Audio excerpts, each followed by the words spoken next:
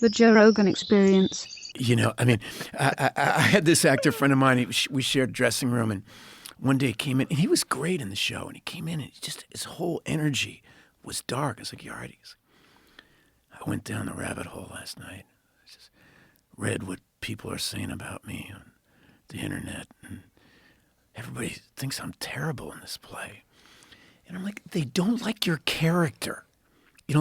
People are not so brilliant. There's no geniuses out there chiming in on what a jerk you are at 3 a.m. Right. Okay. Right. So you don't have to take it seriously. But it took him weeks to get his mojo back because he would step out on stage just imagining this chorus of hate. I had the exact same conversation last night with a famous comedian friend of mine. Really? I won't say his name, but he went down a Reddit rabbit hole the other night. I don't do it anymore. I don't do it. He goes, I fucked up and I went down this rabbit hole. Don't do it. Don't do it. Yeah. No good comes from it. And he was like, they fucking hate me. I go, no. They hate themselves. They hate everything. There's no, Michael Jordan's not leaving Reddit comments. You know what I'm saying? Yeah. These aren't winners.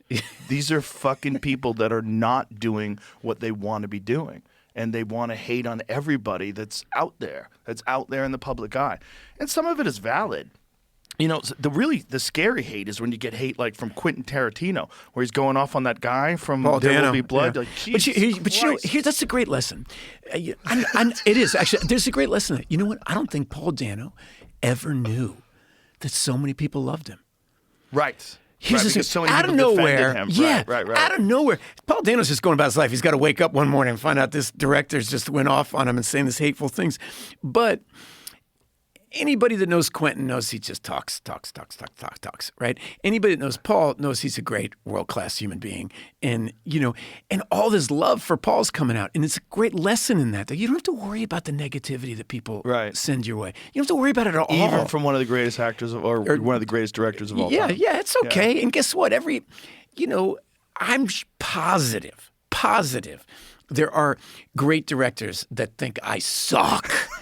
I'm positive. Quentin at least says he just says whatever comes into his mind. I remember once I met some director, and I won't say his name, at a bar. It was a dive bar in New York. I sat up, and he's a really famous big shot director. He's sitting there, and he'd just seen my most recent movie. He's like, you were pretty good in that one. And in the comment was the subtitle underneath it was, I have hated you for 27 years. It was so clear, The hypnosis came through. Yeah, I mean, it was so clear. I was like, wow, well, no wonder you've never offered me a movie. And directors have opinions, right? They have super strong opinions. What do they have strong opinions about? Acting, right? And, he's talking about the movie he would have directed. Yeah, okay, he's not talking about Paul Dano. He's talking about something else. He's like you said about the thing. They're talking about themselves. Obviously, whenever anybody says something hateful, they're talking about themselves. 100%. That's who they're talking. And the punchline of this whole thing is, I've worked with Paul a couple different times, and I love the guy, and I'm so happy for him. Immediately, every other comment everywhere, somebody's saying something great about Paul Dano. Yeah, So the vast majority of comments were really positive about him, and I went and rewatched the scene because of it. And he was fucking great in it.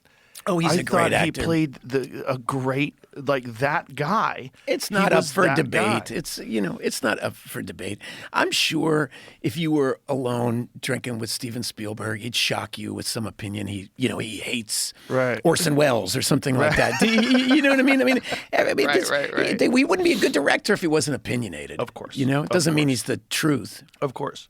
It's just the opening up your vulnerability to the masses in the most trivial and flippant ways of commenting, which is like leaving a comment on a YouTube video or something like that.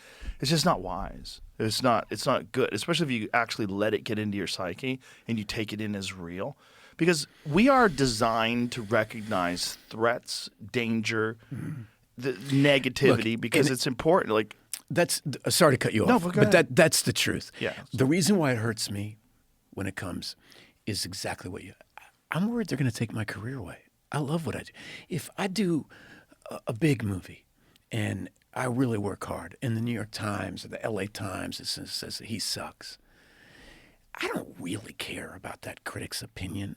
Yeah. I care is this going to stop me from doing what I love? Because I know it's fragile. I know that there are a million talented people, right? I know that. I know that I'm lucky. I know that I'm fortunate. So it is scary. It is a threat, right? I mean, but it is. But you got to get tough. I'm sorry I cut you off, and I didn't really have a good point. It's But fine. you know what I mean?